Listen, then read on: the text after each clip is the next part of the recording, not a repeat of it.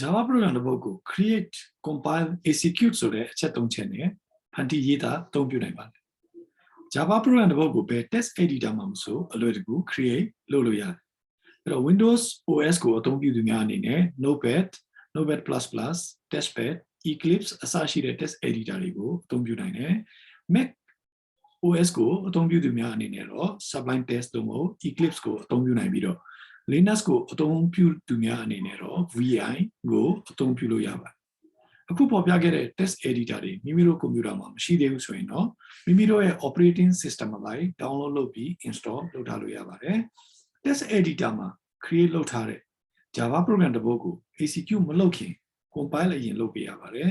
Java program တွေကို compile လုပ်ဖို့ JDK လို့ခေါ်တဲ့ Java Development Kit လိုအပ်ပါတယ် JDK ထဲမှာ Java နဲ့ software တွေရေးသားဖန်တီးရမှာလိုအပ်တဲ့အခြေခံ tools လေးတွေပါဝင်ပါတယ်အဲ့တော့ compile လုပ်ပြီးသွားရင် bytecode လို့မဟုတ် class file ကို execute လုပ်ဖို့ GRE လို့ခေါ်တဲ့ Java Runtime Environment လိုအပ်ပါတယ် GRE ထဲမှာ JVM လို့ခေါ်တဲ့ Java Virtual Machine ပါဝင်ပြီးတော့ bytecode လို့မဟုတ် class file ကိုအဲ့ဒီ JVM က execute လုပ်ပေးပါတယ်အဲ့တော့ GRE ပါဝင်ပြီးသားဖြစ်တဲ့ JDK ကိုမိမိတို့ရဲ့ operating system အမျိုးအစားလိုက်ဒီမှာဖော်ပြထားတဲ့ Java SE Development Kit 8 version 8ကို download လုပ်ပြီး install လုပ်နိုင်ပါတယ်ဒီရဲ့အခန်းဆက်သင်ခန်းစာတွေမှာ JDK version 8ကိုဥပမာအနေနဲ့ဖော်ပြထားပါတယ်အဲ့တော့မိမိတို့ရဲ့ကွန်ပျူတာမှာ JDK ကို install လုပ်ပြီးသွားရင် Java နဲ့ software တွေရေးသားဖန်တီးနိုင်ဖို့ရေးသားထားပြီးတဲ့ Java program တွေကို compile နဲ့ execute လုပ်နိုင်ဖို့ configure လုပ်ပေးရပါတယ်အဲ့တော့ configure လုပ်ပေးရတဲ့သဘောကJDK ကို install လုပ်ထားတဲ့ location သို့မဟုတ် path ကိုဒီ command မှာ Windows command prompt ဖြစ်ဖြစ် terminal မှာဖြစ်ဖြစ်သုံးလို့ရအောင် class path ကိုညွှန်ပြပေးရပါတယ်အဲ့ဒီမှာ temporary နဲ့ permanent ဆိုပြီးတော့မှ class path ပေးလို့ရပါတယ်မိမိတို့ရဲ့ကွန်ပျူတာမှာ JDK ကို install လုပ်ထားတဲ့ path သို့မဟုတ် location နဲ့ version အမျိုးအစားလိုက်ယာယီသို့မဟုတ် temporary path ကိုအောက်ဖော်ပြပါဥပမာအတိုင်း Windows command prompt မှာ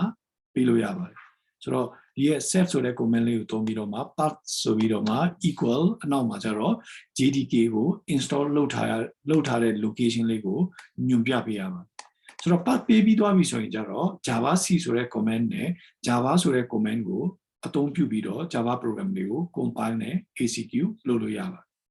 အဲ့တော့ temporary path ကကျတော့ Windows command prompt ကို close လုပ်လိုက်တာနဲ့ပြတ်သွားတယ်အဲ့တော့ temporary path ကိုကျတော့ Windows command prompt ဖွင့်နိုင်ကိုတစ်ခါပြန်ပြီးလုပ်ပေးရတယ်အဲ့တော့အဲ့ဒီအတွက် permanent path ပေးခြင်းနဲ့ဆိုရင်တော့ Java path ကိုအများအား permanent path အနေနဲ့အောက်ဖော်ပြပါအတိုင်းပေးလို့ရပါတယ်ဆိုတော့ဒီရဲ့ instruction လေးတွေကို YouTube ရဲ့ description ထဲမှာအတိအကျရေးထားပေးပါတယ်ရေးထားပေးပါမယ်ဆိုတော့ Windows သမားတွေအနေနဲ့ class path ကို temporary နဲ့ permanent ပေးပြီးသွားရင် Mac user အနေ Mac OS ကိုအသုံးပြုသူများအနေနဲ့ကျတော့ export ဆိုတဲ့ command ကိုအသုံးပြုနိုင်ပါတယ်အဲ့တော့ Linux user တွေအနေနဲ့လည်း export ဆိုတဲ့ command ကိုအသုံးပြုပြီးတော့ပေးလို့ရပါတယ်ဆိုတော့ temporary path ပဲဖြစ်ဖြစ် permanent path ပဲဖြစ်ဖြစ် class path ပေးပြီးသွားရင် Windows command prompt သို့မဟုတ် terminal မှာ Java C space dash version သို့မဟုတ် Java space dash version လို့ရရင် install ပြုလုပ်ထားတဲ့ JDK ရဲ့ version ကိုပြသပေးပါလိမ့်မယ်အဲ့ဒါဆိုရင်တော့ပထမဆုံး Java program ကိုစတင်ပြီးတော့ create compile နဲ့ execute လုပ်လို့ရပါတယ်အဲ့ဒါကို demo လေးအနေနဲ့ terminal မှာပြပေးပါမယ်ဆိုတော့ Java C space dash version ဆိုရင် Java C dash version ဆိုရင် Java C version ကိုပြပေးပါလိမ့်မယ် Java dash version ဆိုရင်ကျတော့ Java version ကိုပြပေးပါလိမ့်မယ် GRE version